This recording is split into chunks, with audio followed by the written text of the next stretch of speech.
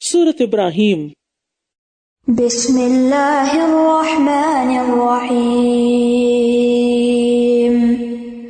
الف لام را، کتاب انزلناه الیک لتخرج الناس من الظلمات الى النور بإذن ربهم إلى صراط العزيز الحميد۔ الف لام را، یہ ایک کتاب ہے جسے ہم نے آپ کی طرف نازل کیا ہے تاکہ آپ لوگوں کو ان کے رب کے اذن سے اندھیروں سے روشنی کی طرف نکال لائیں، بہت زبردست خوب تعریف والے رب کے راستے کی طرف، یعنی تاریکیوں سے روشنی کی طرف لے آئیں۔ مطلب یہ ہے کہ شیطان کے رستوں سے نکال کر اللہ کے راستے پر لے آئیں، کیونکہ جو شخص اللہ کی راہ پر نہیں وہ دراصل جہالت کے اندھیروں میں بھٹک رہا ہے، خواہ وہ اپنے آپ کو کتنا ہی روشن خیال سمجھے اور اپنے خیال میں کتنا ہی وہ پڑھا لکھا ہو، لیکن جس شخص نے اللہ کا راستہ پا لیا وہ علم کی روشنی میں آ گیا، چاہے وہ کوئی ان پڑھ دیہاتی کیوں نہ ہو۔ تو ہدایت کی توفیق اللہ دیتا ہے، مبلغ کے ذمے صرف پیغام پہنچانا ہے، کسی کو راہ راست پہ لے آنا اس کے بس میں نہیں، یہ صرف اللہ کی توفیق سے ہوتا ہے۔ اور اللہ کس کو توفیق دیتا ہے؟ جو ہدایت کا طالب ہوتا ہے، ضد، ہٹ دھرمی اور تعصب سے پاک ہوتا ہے، جو خواہشات کا بندہ نہیں ہوتا، اپنے نفس کا بندہ نہیں ہوتا، کھلی آنکھوں کھلے کانوں سے دیکھتا اور سنتا ہے، صاف دماغ سے سوچتا ہے، معقول بات کو بے لاگ طریقے سے مان لیتا ہے، اس اللہ کے راستے کی طرف کہ سب اسی کا ہے، جو کچھ آسمانوں اور زمین میں ہے، اور ہلاکت ہے کافروں کے لیے ایک سخت عذاب سے۔ وہ لوگ جو دنیا کی زندگی کو آخرت پر ترجیح دیتے ہیں اور اللہ کے راستے سے روکتے ہیں اور اس میں ٹیڑھا پن تلاش کرتے ہیں، یہی لوگ دور کی گمراہی میں پڑے ہوئے ہیں۔ یعنی انہیں صرف دنیا کی فکر ہے، آخرت کی پرواہ نہیں، دنیا کے فائدوں، لذتوں، آسائشوں کی خاطر آخرت کا نقصان مول لے رہے ہیں۔ آخرت کی کامیابی کے لیے دنیا کا کوئی نقصان یا تکلیف یا کوئی خطرہ یا کسی لذت سے محرومی برداشت نہیں کر سکتے۔ تو جو لوگ دنیا اور آخرت دونوں کا کمپیریزن صحیح طریقے سے کر لیتے ہیں، ٹھنڈے دل سے کر لیتے ہیں، تو پھر وہ اور طرح فیصلہ کرتے ہیں۔ تو یستحبون، ترجیح دینا، پرائرٹی دینا، یعنی دنیا کو ناجائز طریقے سے طلب کرتے ہیں، وہ دنیا میں ہی رہنا پسند کرتے ہیں، دنیا کی نعمتوں سے ہی فائدہ اٹھانا چاہتے ہیں اور آخرت کو بھولے ہوئے ہیں۔ اور ہم نے ہر رسول کو اس کی قوم کی زبان میں ہی بھیجا ہے تاکہ وہ ان کے لیے حق کو واضح کر دے۔ تو اللہ جسے چاہتا ہے گمراہ کر دیتا ہے اور جسے چاہتا ہے ہدایت دیتا ہے، اور وہ بہت زبردست، بہت حکمت والا ہے۔ یعنی اللہ تعالیٰ نے جو نبی جس قوم میں بھیجا اس پر اسی قوم کی زبان میں اپنا کلام نازل کیا تاکہ وہ قوم اس سے اچھی طرح سمجھ جائے اور اس کے پاس کوئی عذر نہ ہو کہ آپ کی بھیجی ہوئی تعلیم تو ہمیں سمجھ ہی نہیں آتی تھی۔ اور اللہ نے کبھی معجزہ دکھانے کے لیے یہ نہیں کیا کہ رسول تو بھیجے عربوں میں اور کلام سنائے وہ جاپانی زبان میں۔ اور بلا شبہ ہم نے موسیٰ کو اپنی نشانیوں کے ساتھ بھیجا کہ اپنی قوم کو اندھیروں سے روشنی کی طرف نکال لاؤ اور انہیں اللہ کے دنوں کی یاد دلاؤ، بے شک اس میں نشانیاں ہیں ہر اس شخص کے لیے جو بہت صبر کرنے والا، بہت شکر کرنے والا ہو۔ یہاں ایام اللہ کا لفظ استعمال ہو، ایام دنوں کے لیے استعمال ہوتا ہے، اور قرآن مجید میں یہ تاریخی واقعات کے لیے استعمال ہوا ہے، یعنی انسانی تاریخ کے اہم ابواب جس میں اللہ سبحانہ وتعالیٰ نے کچھ قوموں کو، بڑی بڑی شخصیتوں کو ان کے اعمال کے لحاظ سے جزا یا سزا دی۔ تو اب یہ ہے کہ ان ایام سے عبرت حاصل کرنی چاہیے۔ اور جب موسیٰ نے اپنی قوم سے کہا کہ تم اپنے اوپر اللہ کی اس نعمت کو یاد کرو جب اس نے تمہیں آل فرعون سے نجات دی، وہ تمہیں برا عذاب چکھاتے تھے، وہ تمہارے بیٹوں کو ذبح کر ڈالتے اور تمہاری عورتوں کو زندہ چھوڑ دیتے تھے، اور اس میں تمہارے رب کی طرف سے بہت بڑی آزمائش تھی۔ یہاں موسیٰ علیہ السلام چند نعمتیں گنوا رہے ہیں، ایام اللہ گنوا رہے ہیں۔ اور جب تمہارے رب نے آگاہ کر دیا کہ اگر تم واقعی شکر ادا کرو گے تو میں ضرور تمہیں اور زیادہ عطا کروں گا، اور اگر تم نے ناشکری کی تو میرا عذاب یقیناً بہت سخت ہے۔ یعنی اگر تم نے شکر کیا تو میں اپنے فضل سے مزید عطا کروں گا، نعمتیں بھی اور اطاعت اور بندگی کی توفیق بھی۔ یعنی یہ صرف کھانے پینے کی چیزوں کے لیے نہیں ہے، یہ صرف دنیا کی نعمتوں کے لیے نہیں ہے۔ اگر آپ مثلاً علم کی نعمت پر شکر گزار ہوتے ہیں تو آپ کو بدلے میں کیا ملے گا؟ مزید علم. اگر آپ کی نماز اچھی سی ہو گئی اور اس پر شکر ادا کرتے ہیں تو آپ کو توفیق ملے گی اس سے بھی اچھی نماز پڑھنے کی، مزید ملے گا نا، لَأَزِيدَنَّكُمْ ہے نا. اور اسی طرح اگر آپ اپنی کوئی بھی چیز کسی اور کو دیتے ہیں، شیئر کرتے ہیں اور پھر شکر ادا کرتے ہیں کہ اللہ آپ نے مجھ سے یہ کام کروا لیا ورنہ میں تو یہ کرنے والی نہیں تھی، تو اس پر اللہ تعالیٰ آپ کے لیے نیکیوں کے اور دروازے کھول دیتا ہے. میرا یہ بندہ سچا ہے اس میں کہ واقعی نیکی کر کے خوش ہو رہا ہے، اور یہی نیکی پھر قلب مطمئنہ بن جاتی ہے. ابن عباس کہتے ہیں کہ مطلب یہ ہے کہ اگر تم نے میری توحید کا اقرار کیا اور میری اطاعت کی تو میں تمہیں اور بھی زیادہ اجر دوں گا. تو شکر سے نعمت قید ہو جاتی ہے، اور شکر کرنے سے اگر بیماری پر بھی شکر کیا جائے کہ ہو سکتا ہے اس سے بڑی بیماری آتی، تو پھر اللہ سبحانہ تعالیٰ اس کو پہلے سے اچھا گوشت اور پہلے سے اچھا خون عطا کر دیتے ہیں اور اس کے گناہ بھی معاف کر دیتے ہیں. اور موسیٰ نے کہا اگر تم اور وہ لوگ جو زمین میں ہیں سب کے سب ناشکری کریں تو اللہ یقیناً بہت بے نیاز، بہت تعریف والا ہے. کیا تمہارے پاس تم سے پہلے لوگوں کی خبریں نہیں پہنچی، قوم نوح اور عاد اور سمود کی، اور ان کے بعد والوں کی، جنہیں اللہ کے سوا اور کوئی نہیں جانتا.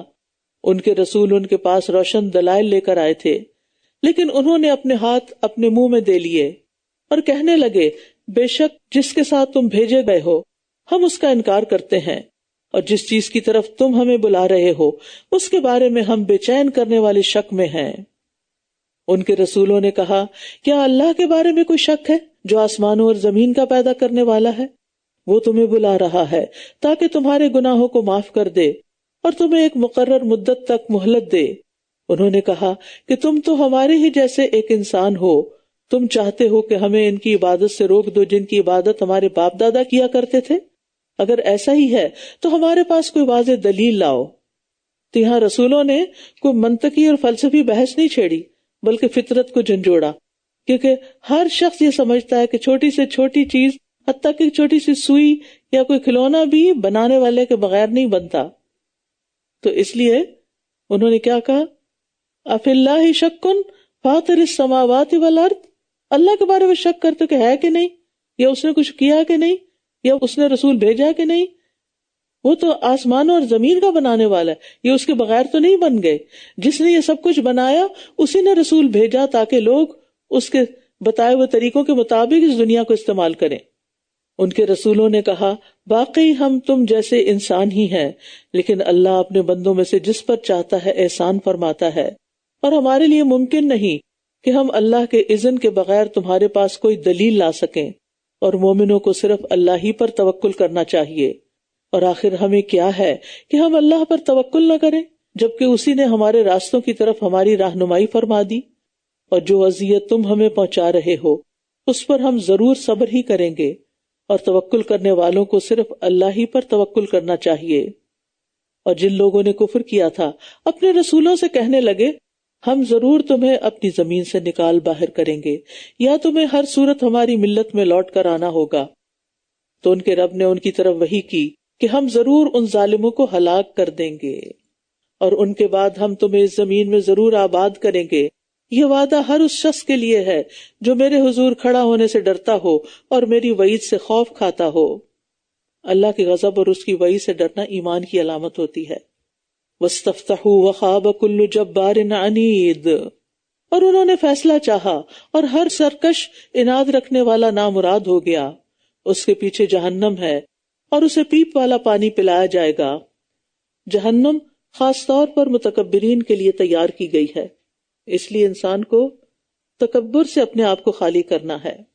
وَخَابَ كُلُّ جَبَّارٍ عَنِيدٍ، اس کے پیچھے جہنم ہے اور اسے پیپ والا پانی پلایا جائے گا، یعنی جو جہنمیوں کے زخموں کا دھون ہوگا، پیپ ہوگی، وہ اسے گھونٹ گھونٹ کر کے پیے گا اور اسے حلق سے اتار نہ سکے گا، اور ہر جگہ سے اس پر موت آ رہی ہوگی مگر وہ مر نہ سکے گا، اور اس کے پیچھے ایک اور سخت عذاب ہوگا. یہ دین کے بڑے دشمنوں کا انجام بتایا جا رہا ہے. ان لوگوں کی مثال جنہوں نے اپنے رب سے کفر کیا، ان کے اعمال اس راکھ کی مانند ہے جس پر آندھی والے دن بہت تیز ہوا چلی.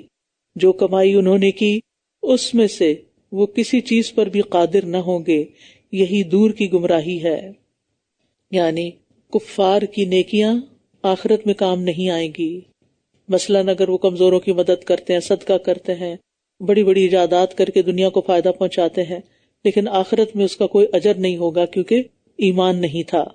کیا آپ نے دیکھا نہیں کہ بے شک اللہ نے آسمانوں اور زمین کو حق کے ساتھ پیدا کیا، یعنی ایک مقصد کے ساتھ پیدا کیا.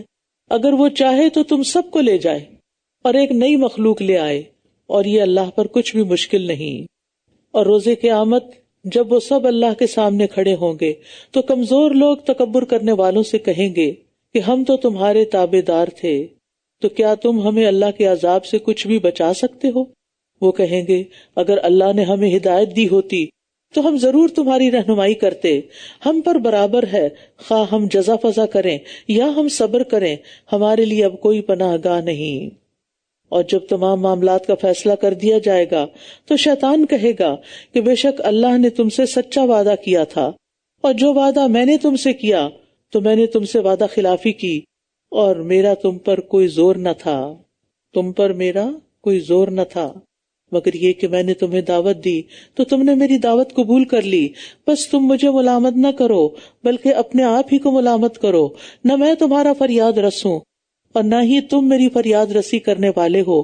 میں اس کا انکار کرتا ہوں جو تم مجھے اس سے پہلے اللہ کا شریک ٹھہراتے تھے. یقیناً ظالم لوگوں کے لیے دردناک عذاب ہے. اب یہاں پر آپ دیکھیں کہ شیطان قیامت کے دن کیسی بے وفائی کرے گا. وہ 6 باتیں کہہ کے ان سے بری ہو گیا کہ میرا وعدہ جھوٹا تھا، میرا تم پہ کوئی غلبہ نہ تھا، تم نے دلیل سے خالی دعوت قبول کر لی، مجھے ملامت کی بجائے اپنے آپ کو ملامت کرو، غلطی تمہاری ہے، میں تمہاری کوئی مدد نہیں کر سکتا، تم نے مجھے جو شریک بنایا ہے میں اسے نہیں مانتا. اور یہ کہ ظالموں کے لیے عذاب علیم ہے. اور یہ جملہ اللہ تعالیٰ کا فرمان بھی ہو سکتا ہے. اور جو لوگ ایمان لائے اور انہوں نے نیک اعمال کیے وہ ایسے باغوں میں داخل کیے جائیں گے جن کے نیچے نہریں بہہ رہی ہوں گی. وہ اپنے رب کے اذن سے ان باغوں میں ہمیشہ رہنے والے ہیں. ان کی دعائیں ملاقات ان میں سلام ہوگی. آپس میں بھی خوب سلام کریں گے اور فرشتے بھی ان کو سلام کریں گے اور رب کی طرف سے بھی ان کو سلام آئے گا. دنیا میں ہمیں عادت ہے سلام کرنے کی، اپنے بچوں کو سکھایا ہم نے سلام. اس ماحول میں تو انہیں سلام سکھانا ہی انتہائی مشکل ہے کیونکہ سارا دن تو بےچارے ہائے ہائے کرتے رہتے ہیں. پھر آپ کے پاس آ کے کیسے وہ اپنی زبان پلٹیں؟ تو بچپن میں ہی اتنا پکا کرا دیں کہ پھر نہ کبھی بھولیں، کیونکہ یہ جنت والوں کی علامت ہے. الم تر کیف ضرب اللہ مثلا کلمۃ طیبۃ کشجرۃ طیبۃ اصلها ثابت وفرعها فی السماء. کیا آپ نے دیکھا نہیں کہ اللہ نے عمدہ بات کی مثال کس طرح بیان کی ہے، جیسے ایک عمدہ درخت ہو جس کی جڑ مضبوط ہو اور اس کی شاخیں آسمان میں ہوں. جڑیں مضبوط اور شاخیں آسمان میں. اب یہ کلمہ طیبہ کیا ہے؟ کلمہ طیبہ میں ہر پاکیزہ کلام شامل ہے. مثلا یہ کلمہ توحید ہے، لا الہ الا اللہ، اور اعمال اس پر ہر وقت لگنے والے پھل ہیں. اسی طرح تسبیح، تقدیس، تحمید، تحلیل، یہ سارے اذکار بھی کیا ہیں؟ کلمہ طیبہ ہیں. تو پاکیزہ اور عمدہ درخت کی کچھ خوبیاں ہوتی ہیں کہ اس کی جڑ مضبوط ہوتی ہے جس کی وجہ سے اس کا اکھڑنا مشکل ہے، اور وہ زمین سے غذا بخوبی حاصل کر لیتا ہے اور ڈٹ کے کھڑا رہتا ہے آندھیوں طوفانوں کے سامنے. دوسرا یہ کہ اس کی چوٹی بہت اونچی ہے جس کی وجہ سے اس کو نقصان نہیں دیا جا سکتا. وہ آلودگی سے محفوظ ہے، دھوپ اور صاف فضا اور ہوا اس کا مقدر ہے. آپ کو معلوم ہے کہ ریسرچز یہ شو کرتی ہیں کہ جو درخت ہوتے ہیں وہ اپنی غذا کا صرف 5% زمین سے لیتے ہیں اور باقی سارا فضا سے لیتے ہیں. فضا سے ان کو غذا مل رہی ہوتی ہے. اچھے درخت کی تیسری خوبی یہ کہ وہ ایور گرین ہوتا ہے، ہر وقت اپنے پھل دیتا ہے. بعض نے کہا طیب درخت سے مراد کھجور کا درخت ہے اور مومن کی مثال کھجور کے درخت کی سی ہے. تو بلا شبہ مومن کی مثال یہاں دی جا رہی ہے کہ جس کے دل کے اندر لا الہ الا اللہ راسخ ہو چکا ہوتا ہے، اللہ سے اس کا تعلق مضبوط ہوتا ہے، تو اس کے اعمال انتہائی خوبصورت ہوتے ہیں، ایور گرین، ہمیشہ آپ کو ہنستا مسکراتا ملے گا. اور پھر آندھیوں طوفانوں کے سامنے ڈٹ کے کھڑا ہوتا ہے، مخالفتوں کی پرواہ نہیں کرتا. اس کی شاخیں بلند، یعنی آسمان میں ہے شاخیں، یعنی اللہ سبحانہ وتعالیٰ سے اس کا تعلق مضبوط ہوتا ہے. تو ایمان بھی 3 چیزوں کے ساتھ مکمل ہوتا ہے: دل کی تصدیق جو اندر ہے چھپا ہوا، زبان سے اقرار جو ظاہر ہو جاتا ہے تنے کی طرح، اور جسم کے ساتھ اس پر عمل کرنا، اس کا نتیجہ پھل پھول۔ پھر فرمایا تؤتی اکلھا کل حین باذن ربھا، اپنے رب کے اذن سے ہر آن وہ اپنا پھل دیتا رہتا ہے، اپنے رب کے اذن سے ہر آن وہ اپنا پھل دیتا رہتا ہے۔ اور اللہ لوگوں کے لیے مثالیں بیان فرماتا ہے تاکہ وہ نصیحت حاصل کریں۔ ہر وقت پھل دینے سے مراد کیا ہے؟ یعنی ہر وقت کوئی نہ کوئی خیر کی بات، خیر کا کام، یعنی اس کی ذات سے ہمیشہ آپ کو فائدہ ہی ملے گا۔ جیسے اچھا درخت پھل کی صورت میں، آکسیجن کی صورت میں، سائے کی صورت میں، خوشبو کی صورت میں، اچھی لکڑی یا ایندھن کی صورت میں، پتوں، ٹہنیوں، گوند، جو کچھ اس سے نکلتا ہے، اس سے دوائیں بھی بنتی ہیں، غذائیں بھی بنتی ہیں۔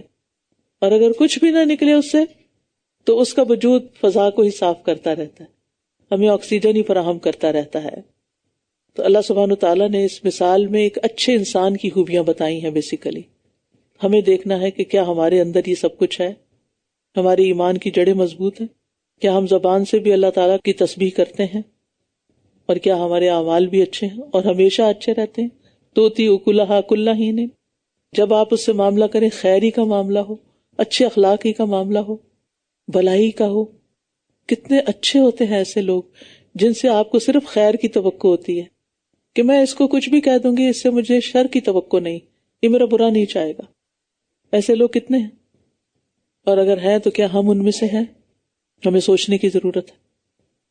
اور بری بات کی مثال خراب درخت کی طرح ہے جسے زمین کے اوپر سے ہی اکھاڑ دیا گیا ہو، اس کے لیے کوئی ثبات ہی نہیں۔ یعنی کلمہ خبیث، شرک اور کفر کی بات بیکار پودے کی طرح ہے جسے اکھاڑ پھینکا گیا، یعنی اس کی کوئی مضبوط بنیادیں نہیں ہوتی، معمولی سا ہوا کا جھونکا ہی اس کو اکھیڑ پھینکتا ہے۔ اسی طرح کلمہ کفر دنیا یا آخرت میں ہر طرح بیکار ہے، کسی کام نہیں آئے گا۔ یثبت اللہ الذین آمنوا بالقول الثابت فی الحیاۃ الدنیا وفی الآخرہ، اللہ ایمان لانے والوں کو پختہ بات کے ساتھ دنیا کی زندگی میں بھی ثابت قدم رکھتا ہے اور آخرت میں بھی، اور اللہ ظالموں کو بھٹکا دیتا ہے، اور اللہ جو چاہتا ہے کرتا ہے۔ قول ثابت کیا ہے؟ کلمہ شہادت، عقیدہ توحید۔ ایمان والوں کو دنیا میں سخت سے سخت آزمائشوں اور سزاؤں میں بھی اسلام پر قائم رکھتا ہے۔ اصحاب الاخدود کو دیکھ لیجیے، انبیاء اور شہداء کو دیکھ لیجیے جو اللہ کی راہ میں مارے گئے لیکن انہوں نے اسلام کا دامن نہیں چھوڑا۔ ابراہیم علیہ السلام کو دیکھ لیجیے، آگ میں پھینکے گئے لیکن توحید سے باز نہیں آئے۔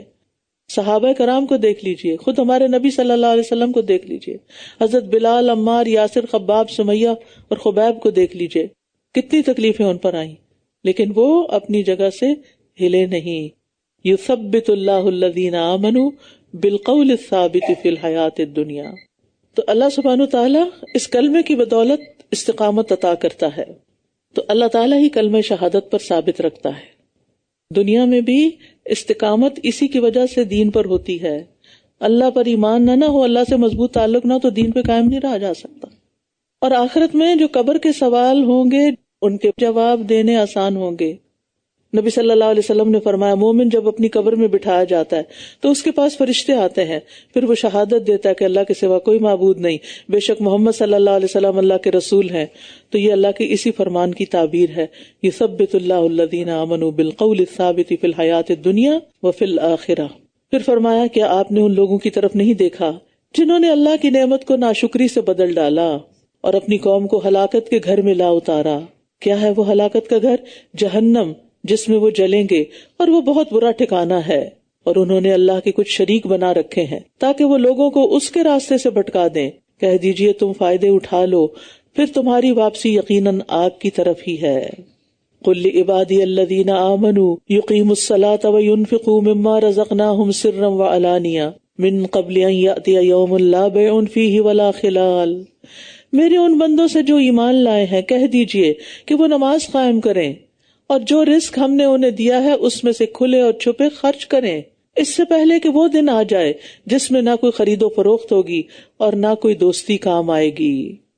یہاں ایمان والوں کو اللہ نے اپنا بندہ کہا ہے، کتنے آنر کی بات ہے۔ عبادی، ایک اور جگہ عباد الرحمن کہا، یعنی جن کے اندر یہ وصف ہیں ان کو بتا دیجئے کہ اب وہ کیا کریں۔ جب وہ اللہ والے بن ہی گئے تو پھر اللہ کے حکم پر چلیں، سب سے پہلے تو اپنی نماز صحیح کریں، اور نماز پر جم جائیں.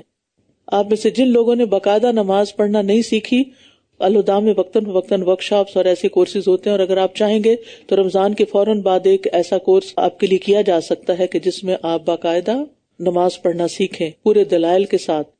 کیونکہ ایک حدیث میں آتا ہے کہ ایک بندہ 60 سال تک نماز پڑھتا رہتا ہے اور اس کی ایک نماز بھی قبول نہیں ہوتی، کیونکہ طریقہ ٹھیک نہیں ہوتا. بعض اوقات جو پڑھ رہے ہیں اس کا پروننسیشن ٹھیک نہیں ہوتا. تو پہلی فرصت میں نماز ٹھیک کیجئے. دوسری چیز، اللہ کے دیے میں سے اللہ کے بندوں کو دیجئے. اللہ کے دیے مما رزقناہم کی بات کیوں آتی ہے؟ یہ تمہارا اپنا نہیں ہے مال، ہم نے دیا ہے تمہیں، کیا ہمارے نام پہ لوٹاؤ گے؟ نہیں. اللہ کے بندوں پہ خرچ نہیں کرو گے؟ اور صرف مال نہیں، وقت بھی دو ان کو، اپنی صلاحیتوں بھی ان کو دو. اللہ وہ ہے جس نے آسمانوں اور زمین کو پیدا کیا اور آسمان سے پانی برسایا، پھر اس کے ذریعے تمہارے لیے پھلوں میں سے رزق نکالا اور کشتیوں کو تمہارے لیے مسخر کیا تاکہ وہ اس کے حکم سے سمندر میں چلیں، اور اسی نے تمہارے لیے دریاؤں کو مسخر کیا، اور اس نے لگاتار چلنے والے سورج اور چاند کو تمہارے لیے مسخر کیا اور تمہارے لیے رات اور دن کو مسخر کیا. کبھی سوچا آپ نے کہ سورج اور چاند نے کبھی سانس لیا ہی نہیں، جب سے بنے ہیں چل ہی رہے ہیں. یہ وہ مشینیں جو کبھی خراب ہی نہیں ہوئی، کبھی وقفہ ہی نہیں آیا، کبھی پرانی ہی نہیں ہوئی. کون ہے جو ان کو چلا رہا ہے؟ کون ہے جس نے ایسی چیز بنا دی؟ اور اس نے تمہیں ہر وہ چیز دی جو تم نے اس سے مانگی، اور اگر تم اللہ کی نعمتوں کو گننے لگو تو انہیں گن نہ سکو گے. تمہاری گنتیاں ختم ہو جائیں گی، اللہ کی نعمتیں ختم نہیں ہوں گی. بے شک انسان بڑا ہی ظالم، بے حد ناشکرا ہے. اور جب ابراہیم نے کہا، اے میرے رب، اس شہر مکہ کو امن والا بنا دے اور مجھے اور میری اولاد کو اس سے بچا کہ ہم بتوں کی عبادت کریں. اے میرے رب، ان بتوں نے لوگوں کی کثیر تعداد کو گمراہ کر دیا ہے، تو جو کوئی میری پیروی کرے تو یقیناً وہ مجھ سے ہے، اور جو میری نافرمانی کرے تو بے شک تو بہت بخشنے والا، نہایت رحم کرنے والا ہے. اب دیکھیں ابراہیم علیہ السلام نے سب کچھ کرنے کے بعد کیا دعا مانگی؟ مجھے اور میری اولاد کو بتوں کی عبادت سے بچانا. اپنے بارے میں فکر ہے، اور ہم تو بڑے مطمئن رہتے ہیں کہ ہم سے تو کوئی غلطی نہیں ہوگی. اے ہمارے رب، میں نے اپنی کچھ اولاد کو تیرے محترم گھر کے پاس چٹیل وادی میں لا بسایا ہے. اے ہمارے رب، تاکہ یہ نماز قائم کریں، بس تو لوگوں کے دلوں کو ان کی طرف مائل کر دے اور انہیں پھلوں سے رزق عطا فرما تاکہ یہ شکر بجا لائیں. کن باتوں کی فکر تھی انہیں اپنی اولاد کے لیے؟ تاکہ نماز قائم کریں. آپ کہہ سکتے ہیں کہ اللہ، ہم اپنے بچوں کو کینیڈا اس لیے لائے ہیں تاکہ وہ نماز قائم کریں، مسجدوں سے جڑ جائیں. ہم تو دنیا کے لیے آئے، لہٰذا وہ دنیا کے بن چکے ہیں اور آپ کی مرادیں پوری ہو گئی. انہوں نے صرف دین نہیں مانگا، انہوں نے دنیا بھی مانگی. انہیں پھلوں سے رزق عطا فرما، کیونکہ پھلوں کا رزق جو ہے وہ سب سے عمدہ رزق ہے. اللہ تعالیٰ دین کے ساتھ دنیا کو منع نہیں کرتا، لیکن دین چھوڑ کے دین کی قیمت پر صرف دنیا حاصل کرنا یہ نقصان دہ ہے.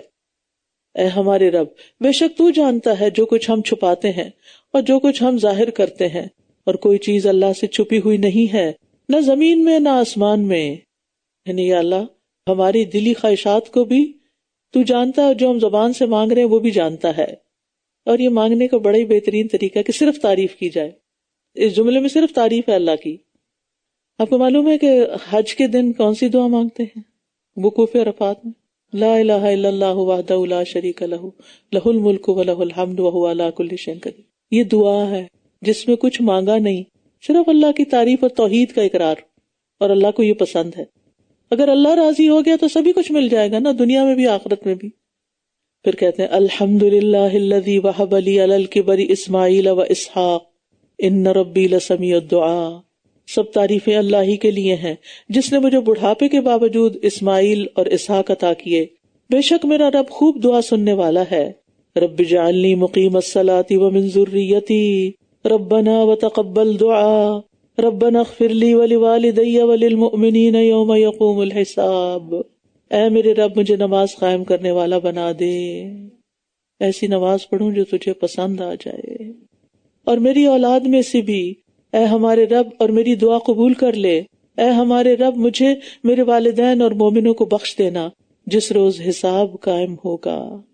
اور جو کچھ ظالم لوگ کر رہے ہیں، آپ اللہ کو ہرگز اس سے غافل نہ سمجھیں. یعنی دنیا میں جو ظلم و ستم ہو رہے ہیں آج بھی اور اس سے پہلے بھی، تو اکثر لوگوں کا یہ خیال ہوتا ہے نا کہ پھر اللہ تعالیٰ کچھ کرتا کیوں نہیں، ان ظالموں کو پکڑتا کیوں نہیں، کیا ہے اللہ کہیں؟ نعوذ باللہ اس قسم کے کوسچن کر دیتے ہیں. تو بات یہ ہے کہ اللہ کو سب پتا ہے جو کچھ ہو رہا ہے، اللہ اس سے غافل نہیں. یہ جو ہم تسبیح کرتے ہیں اس کا کیا مطلب ہے؟ کہ اللہ ہر نقص سے پاک ہے. یہ نہیں کہ ہم ایک طرف کہیں سبحان اللہ سبحان اللہ سبحان اللہ اور پھر کہیں یا دل میں سوچتے رہیں کہ اللہ تعالیٰ ایسا کیوں نہیں کرتا اور ویسا کیوں نہیں کرتا. اللہ جو کرتا ہے اس میں کوئی حکمت ہوتی ہے، اس کے پیچھے کوئی بہت بڑی بھلائی ہوتی ہے. اگر ظالموں کے ظلم سے کسی کی جان بھی چلی جاتی ہے تو آپ کو معلوم ہے کہ جو مظلوم ہے وہ پہلے سے ہزاروں گنا، ہزاروں تو بہت تھوڑا لفظ ہے، کوئی کمپیریزن ہی نہیں، ایسی زندگی کی طرف چلا جاتا ہے جس میں صرف راحتیں اور آسائشیں ہیں، ان کا کوئی نقصان نہیں ہو رہا. لیکن ظالم اپنا سب کچھ داؤ پہ لگا رہے ہیں. اور اللہ تعالیٰ کا ایک قانون ہے، اللہ ظالموں کو مہلت دیتا ہے تاکہ پھر ایک ہی دفعہ پکڑے ان کو. اور جو کچھ ظالم لوگ کر رہے ہیں آپ اللہ کو ہرگز اس سے غافل نہ سمجھیں. وہ تو انہیں اس دن تک ڈھیل دے رہا ہے جس میں نگاہیں پھٹی کی پھٹی رہ جائیں گی. وہ اپنے سروں کو اوپر اٹھائے ہوئے تیزی سے دوڑ رہے ہوں گے، ان کی نگاہ ان کی اپنی طرف بھی نہ لوٹ سکے گی اور ان کے دل خالی ہوں گے. وَأَفْئِدَتُهُمْ هَوَاءٌ. اور آپ لوگوں کو اس دن سے خبردار کیجئے جب ان پر عذاب آئے گا تو جن لوگوں نے ظلم کیا ہوگا وہ کہیں گے اے ہمارے رب ہمیں قریب کی ایک مدت تک اور مہلت دے دے، ہم تیری دعوت قبول کر لیں گے اور رسولوں کی پیروی کریں گے. کہا جائے گا کیا اس سے پہلے تم قسمیں نہیں کھاتے تھے کہ تمہارے لیے کوئی زوال نہیں، اور تم ان لوگوں کے گھروں میں رہتے رہے جنہوں نے اپنی جانوں پر ظلم کیا تھا، اور تمہارے لیے واضح ہو گیا تھا کہ ہم نے ان کے ساتھ کیسا سلوک کیا تھا، اور ہم نے تمہارے لیے کئی مثالیں بیان کر دی تھیں. اور بے شک انہوں نے اپنی چال چلی اور ان کی چال کا توڑ اللہ کے پاس تھا، اور ان کی چال ایسی تھی کہ جس سے پہاڑ بھی ٹل جاتے. اور آپ ہرگز خیال نہ کریں کہ اللہ اپنے رسولوں سے اپنے وعدے کے خلاف کرنے والا ہے، بے شک اللہ بہت زبردست انتقام لینے والا ہے. یعنی اللہ نے رسولوں کی مدد کا جو وعدہ کیا ہے وہ پورا ہو کر رہے گا. جس دن یہ زمین ایک دوسری زمین سے بدل دی جائے گی اور سب آسمان بھی، اور وہ سب اللہ کے سامنے حاضر ہوں گے جو اکیلا ہے، پوری طرح غالب ہے. اور اس دن آپ مجرموں کو دیکھیں گے کہ وہ بیڑیوں میں ایک دوسرے کے ساتھ جکڑے ہوئے ہیں. مقرنین فی الاسفاد. ان کے کرتے تار کول کے ہوں گے اور آگ ان کے چہروں کو ڈھانپے ہوئے ہوگی تاکہ اللہ ہر شخص کو اس کا بدلہ دے جو اس نے کمائی کی. بے شک اللہ جلد حساب لینے والا ہے. ھذا بلاغ للناس. یہ ایک پیغام ہے تمام لوگوں کے لیے. وَلِيُنذَرُوا بِهِ. اور تاکہ وہ اس کے ذریعے خبردار کیے جائیں، انہیں بتایا جائے کہ آگے کیا ہونے والا ہے. وَلِيَعْلَمُوا. اور تاکہ وہ جان لیں کس بات کو، انما هو الہ واحد، کہ بس وہ ہی اکیلا معبود ہے، اللہ ایک ہے. وَلِيَذَّكَّرَ أُولُو الْأَلْبَابِ. اور تاکہ عقل والے نصیحت حاصل کریں. تو یہاں پر قرآن مجید کے نزول کے کچھ مقاصد بتائے گئے ہیں. نمبر 1 کہ لوگوں تک یہ پیغام، یعنی یہ قرآن بلاغ کیا ہے؟ یہ قرآن ہے. یہ قرآن سارے انسانوں کے لیے، قرآن فار آل. یہ الہدا کا ویژن ہے کہ سب تک قرآن پہنچایا جائے، چھوٹے بڑے، امیر غریب، کسی بھی رنگ کسی بھی نسل سے رہنے والے کو، تاکہ انہیں پتہ چل جائے کہ اس دنیا کی حقیقت کیا اور آخرت میں آگے کیا ہونے والا ہے. کل کو وہ ہمارا گریبان نہ پکڑے کہ ہم نے انہیں کچھ نہیں بتایا تھا.